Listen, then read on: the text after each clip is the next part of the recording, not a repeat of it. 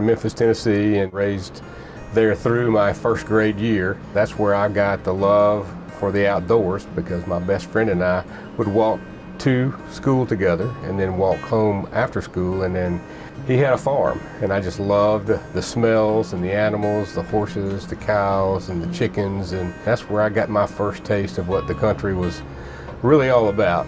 Moved to the upstate through the automobile sales with my father, working for Bergen Motor Company in Greenville. And when it came time to go to college, what were your options? Mars Hill College is where I ended up going because I had some friends that were going there. It was a little smaller, Baptist-backed college, which is now a university. And played a little bit of football, a little bit of baseball, and was into the sports medicine program there.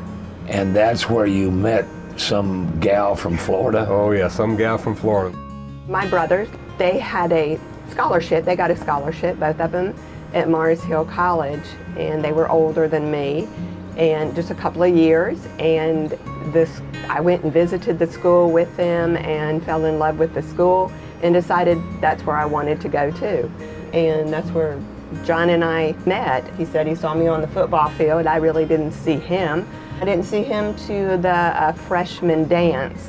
That was the last dance I got from anyone else. He made sure that he was the only one I danced with that night. No. Yes, can you believe that? What's your reaction to this? Are you playing along? I was fine with me, and then he decided that we needed to go to the local Bantam chef. That was about the only thing at Mars Hill in Marshall, right? At that time was the local Bantam chef. He bought one lemonade and got 2 straws. No, he did not. Yes, a romantic kiss.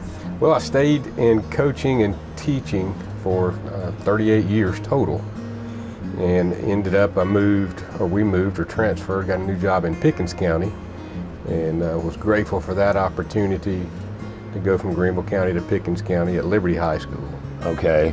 And that's where I finished up my last 28 years, but the first 10 years were in Greenville County. I had some good buddies that lived up there and we coached with and taught with, and they all had land and were able to live out in the wilderness, and so we started looking for some land out there, and we couldn't find what we were needed or what God wanted us to have. So we ran across this piece of property in the newspaper. It was a little bit more than what we wanted land-wise, acreage-wise, and the guy wouldn't split it up or divide it up. So we took a risk and bought the whole 65 acres and just made some sacrifices to make that happen. But we all now see that that was a part of God's plan, because every piece of this land is used to spread His kingdom and share the gospel in many, many ways, and especially through God's Legacy Ranch and Open Range Cowboy Ministry. We wanted to give back to the community, and so one morning John was listening to Kim Meter on the radio with James Dobson, and she and her husband Troy are really the gurus of the equine ministry. Faith-based youth ministry. Yes, faith-based youth ministries, and they're out in Bend, Oregon. Their story is they would rescue horses and the children and their families using the horses as equine therapy. So John heard that, and he told me the next day about the interview, and he said that's what God is telling him to do. Well, we knew nothing about horses. We're city people, and I told him he was crazy. He said, I just want you to do me one thing. I want you to pray about it. So I did. And the following year, we had to wait a whole year before we could go out. They had these classes once a year, and we had missed the first one. But over that time, that year time frame, God really worked in my heart in what He has done through the ministry and the lives that He has touched, ours and the families that we've been able to work with. To see their program and how they had it very well laid out, things to do, things not to do. It was very good in all respects, and it was just as much of a retreat for people that were there learning about the ministry. And it really touched our hearts even then, through testimony and hearing the stories and seeing the animals and how each of those horses were rescued and why they were rescued, and then the lives of the children and families that they touched. We didn't know much about horses. We knew that they had 2 ends, one end to see in and one end to kick with. So we started looking around and we're sharing our dream with people, and they advised us not to get rescue horses because we had no experience.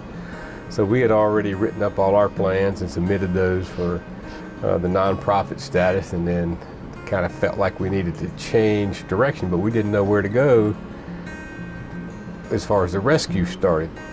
So I got to looking through the American Livestock Conservancy, and we were already doing heritage breed chickens, and then I was turning through their catalog and found some horses that were nearly extinct, a rare breed, and that was the Carolina Marsh Tacky. We went from there and met up with Chris and MJ Goodwin.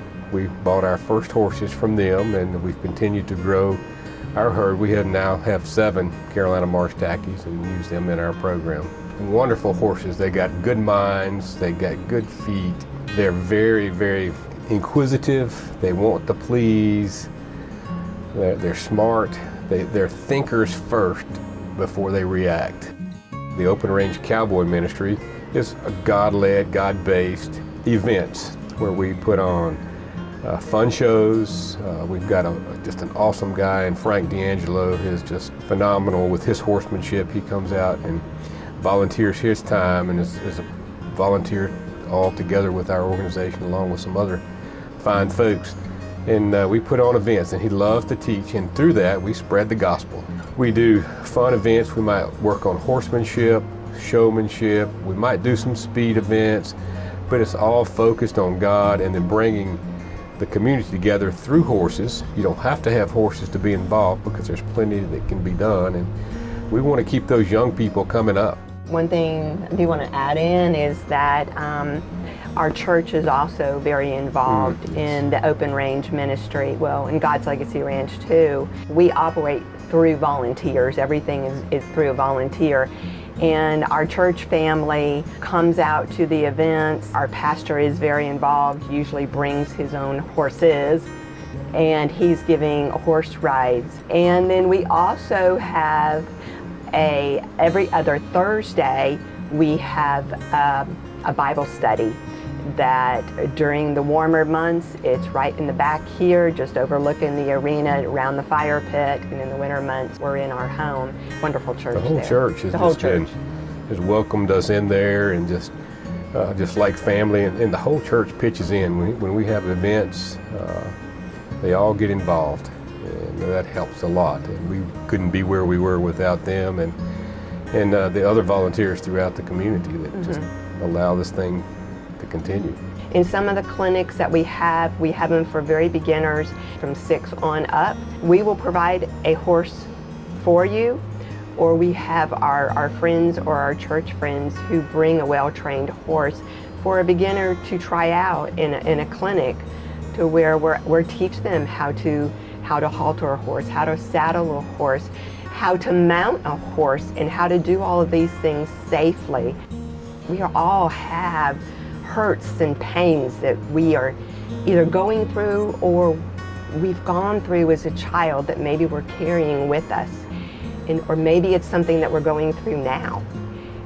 And these horses just have a way of just, I don't know, they snuggle up to you and love up to you, and God just has a way of using them to just bring that pain out. And then that's what we do on the therapy side, is try to help people through that.